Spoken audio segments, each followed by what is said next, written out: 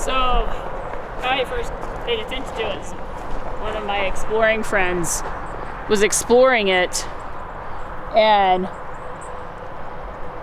messaged me and another person about it, and they were like, it was really creepy. I went to the back and I got a creepy feeling and I didn't go in. And I think it was a couple of weeks later, I can't remember, there was a news report that there was a dead body found in here. Huh. And it was some woman from, I think, Aurora, and her boyfriend killed her and dumped her body here.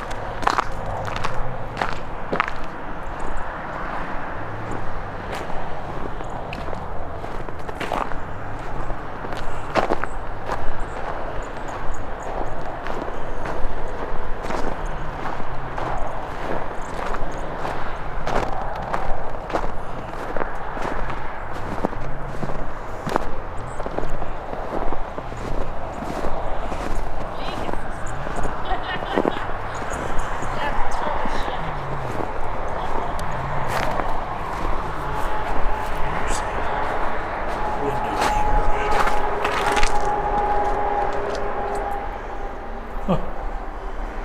There's a Coke fridge.